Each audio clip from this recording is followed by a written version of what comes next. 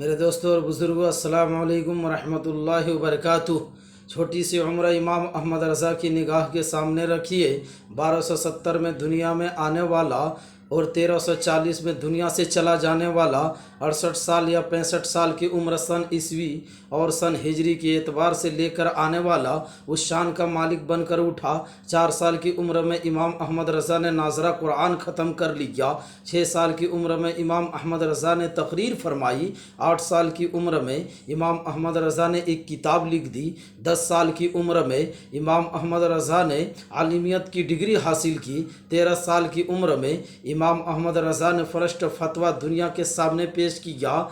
میں سوچتا جا رہا ہوں کہ ایک چھوٹے سے وجود میں علم و فضل کی اتنی سمائی کیوں ہوتی جا رہی ہے، تو مسیحیت کا نقیب آواز دے رہا ہے۔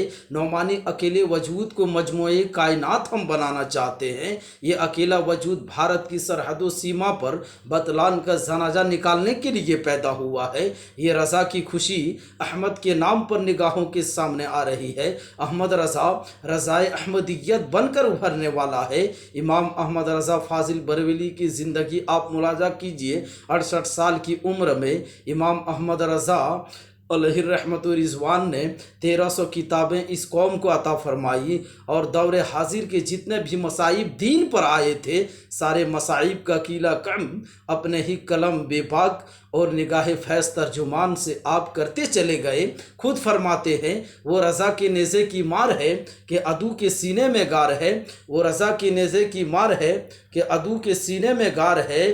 کیسے چارہ جوئی کا وار ہے کہ یہ وار وار سے پار ہے۔ اب آئیے میں آپ کو دکھاؤں، آپ کو عقیدہ نبوت پر حملہ ہو رہا ہے۔ ترجمان القرآن کے نام پر بے ایمان لوگ قرآن کریم کا ترجمہ کر کے انسانوں اور مسلمانوں کے دلوں سے عشق و رسالت کا چراغ بجھا دینا چاہتے ہیں۔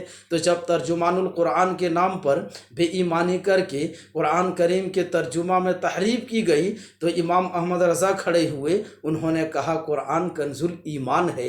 ایمان کا خزانہ وقت کا مجدد مسلمانوں کے ہاتھ سے لٹنے نہ دے گا۔ اس لیے جب ترجمان القرآن لکھا گیا تو امام احمد رضا نے کنز ایمان اس قوم کو عطا فرمایا۔ جب تقویت الایمان لکھی گئی تو تمہید ایمان امام احمد رضا نے اس قوم کو عطا فرمائی۔ جب فتویٰ کی بنیاد پر قوم کے مزاج کو ٹھوکر ماری گئی تو فتوائے رضویہ دے کر اس قوم کی زندگی کا معیار بلند کیا۔ جب رسول اللہ کے علم غیب پر حملہ ہوا تو الدولۃ المکیہ جیسی شاہکار کتاب امام احمد رضا نے اس قوم کو عطا فرمائی۔ وہ بھی امام احمد رضا کا یہ کارنامہ ہے۔ میرے دوستو، صرف 10 گھنٹہ میں خانہ کعبہ میں بیٹھ کر امام احمد رضا نے الدولۃ المکیہ لکھی ہے۔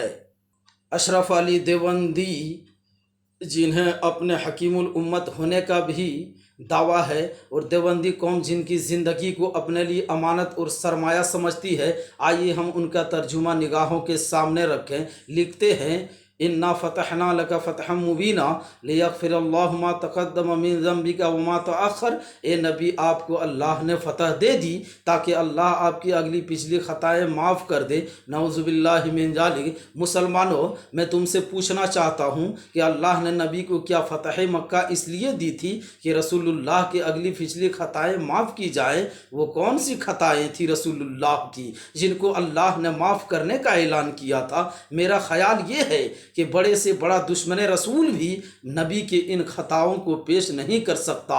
جو وفا کا پتلا تھا وہ خطا کا دریا کیسے بن جاتا؟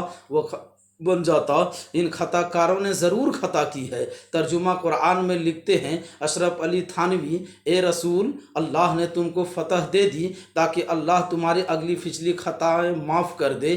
یہی عقیدے کا وہ ناصور ہے جو عشق محمدی کو سینوں سے نکال دیا کرتا ہے۔ جب عقیدے کی اس ناصور کے ذریعہ اس قوم کی زندگی کو تباہی کی طرف لے جایا جا رہا تھا، تو امام احمد رضا ایسے لعینوں کے مقابلے میں حیدر کرار کی ذوالفقار بن کر کھڑے ہونے کے بعد آپ نے اس قوم کو کنز ایمان دیا۔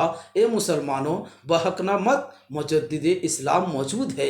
इमाम तर्जुमा करते हैं, ज़रा निगाह के सामने आप एक मकतबी फ़िक्र के रहनुमा को भी रखिए। बदअक़ीदों का दूसरा रहनुमा महमूदुल हसन असीर माल्टा लिखता हुआ नज़र आता है, ए नबी, अल्लाह ने तुमको फ़तह दे दी ताकि अल्लाह ताला तुम्हारे अगले पिछले गुनाह माफ़ कर दे। नऊज़ुबिल्लाहि मिन ज़ालिक। अशरफ अली थानवी ने नबी को ख़ताकार लिखा, महमूदुल हसन देवंदी ने नबी को गुनाहगार लिखा। इमाम अहमद रज़ा तर्जुमा करते हैं, ए नबी, अल्लाह ने तुमको फ़तह दे दी ताकि अल्लाह ताला आपके सदक़ा में आपकी उम्मत के अगले पिछले गुनाह माफ़ फरमा दे। वफ़ादार मुस्तफ़ा का तर्जुमा देखो और गद्दार मुस्तफ़ा का भी तर्जुमा देखो। मैंने आपको बताया था, हर दौर में मुजद्दिद आता है। मुजद्दिद बातिल की हर करवट पर अबगरी निगाह रखता है। मुजद्दिद अकाबी निगाहों का मालिक होता है। मुजद्दिद बातिल की हर करवट पर अपने तसल्लुत के पहरे जमाए रखता है। मेरे दोस्तों, मुजद्दिद सो गया तो कौम सो जाएगी, मुजद्दिद खामोश हो गया तो कौम खामोश हो जाएगी।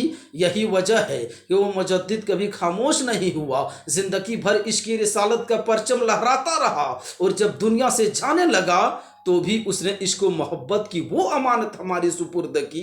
ए लोगो, हिंदुस्तान में इश्क मोहब्बत का चिराग जला तो क्या जला, इमाम अहमद रज़ा कब्रिस्तान में भी इश्क मोहब्बत का चिराग जलाएगा।